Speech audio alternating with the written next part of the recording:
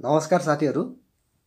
आज म टियु सेवा आयोगले खोलेको विज्ञापनको मुख्य कार्यालय सहायक प्रथमको पाठ्यक्रमको बारेमा एउटा जानकारीमूलक भिडियो लिएर आएको नै छु।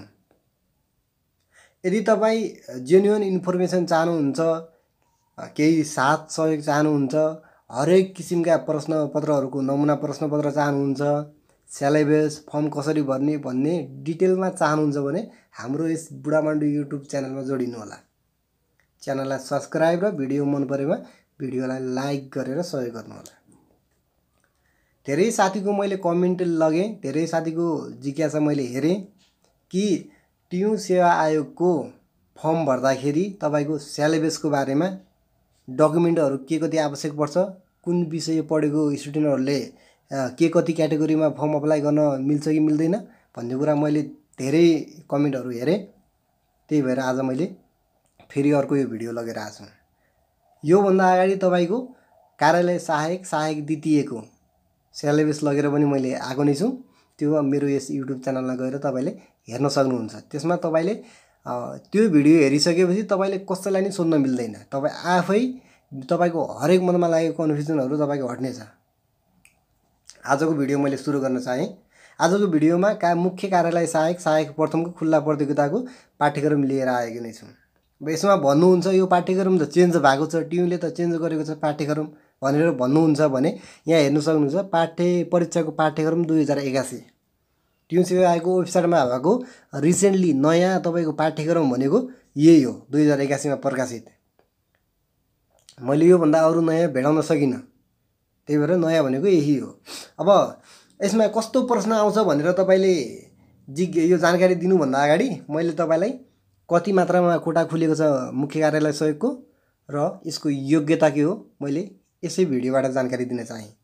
अब के कति मात्रामा कोटा खुलेको छ भन्दाखेरि मुख्य कार्यालय सहायक यहाँ 2 नम्बरमा हेर्न सक्नुहुन्छ। यो यहाँनिर मुख्य कार्यालय सहायक प्रशासन सहायक प्रथमतर्फ भनेर एउटा कोटा निर्धारण गरेको छ। जम्मा टोटल मार्क सङ्ख्या भनेको 45 हो।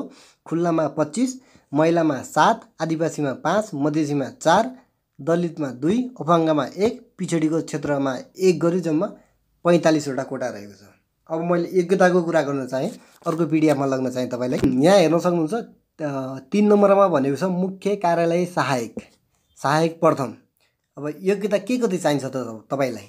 कुनै पनि विषयमा प्रमाणितता, यो भनेको तपाईको प्रमाणपत्र लेभल भनेको +2 पास गरेको हुनु पर्यो।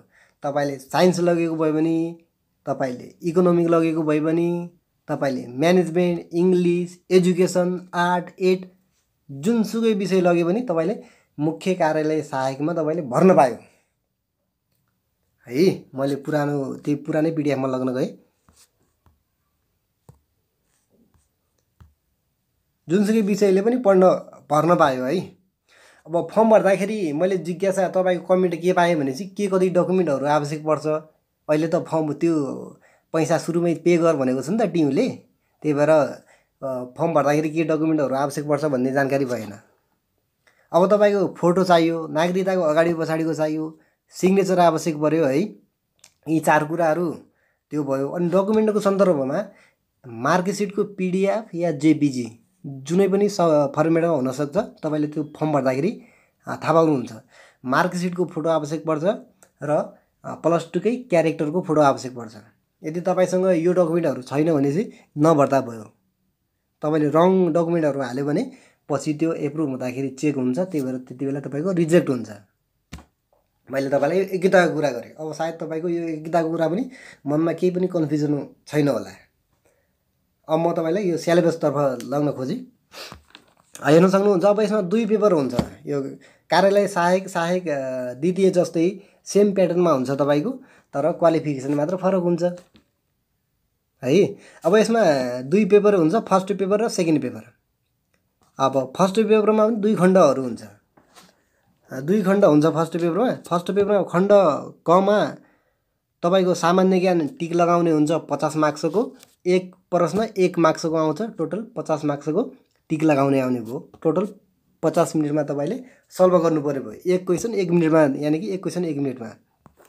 अब यसकै खण्ड दोस्रो खण्डमा फर्स्ट पेपरकै दोस्रो खण्डमा जुन एकै दिन इक्जाम हुन्छ तपाईँको 10 गते हो भनेपछि 10 गते नै खण्ड ग र खण्ड खको इक्जाम हुन्छ। खण्ड खमा कस्तो आउँछ भने कार्यालय व्यवस्थापन, यो लेख्ने बेला आउँछ क्या तपाईँको रिटन आउँछ।